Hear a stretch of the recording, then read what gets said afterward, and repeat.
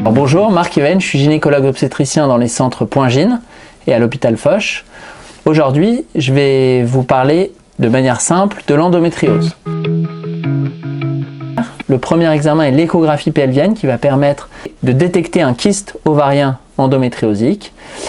Deuxième type d'examen, l'IRM pelvienne qui va confirmer la présence d'un kyste endométriosique et qui va permettre la recherche de lésions d'endométriose profonde associées.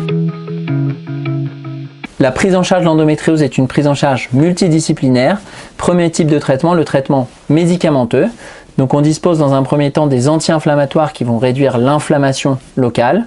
Puis il est nécessaire de prescrire une pilule contraceptive à prendre en continu. Pourquoi en continu? Le but est de bloquer les règles pour bloquer ce reflux d'endomètre au moment des règles à l'origine des lésions d'endométriose.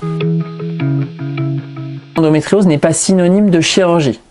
Le traitement chirurgical est indiqué chez une patiente qui présente une symptomatologie douloureuse persistante malgré la prise de pilules en continu. Et le but du traitement chirurgical, c'est de retirer les lésions d'endométriose afin de soulager la patiente. Alors si vous avez un kyste endométriosique, le traitement ne sera pas forcément la chirurgie. On revient beaucoup sur la chirurgie puisque la chirurgie, elle peut avoir des effets secondaires dans ce contexte puisqu'elle peut être délétère par rapport à la réserve ovarienne.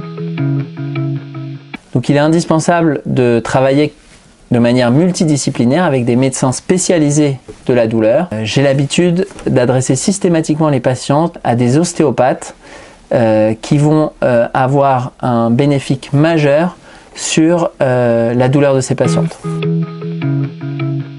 Comme vous l'avez compris, l'endométriose est une maladie complexe. On a donc décidé de développer dans les centres gynécologiques Point Gyne une stratégie thérapeutique la plus adaptée qui va prendre en compte à la fois la douleur, les lésions d'endométriose, mais également le désir de grossesse de la patiente.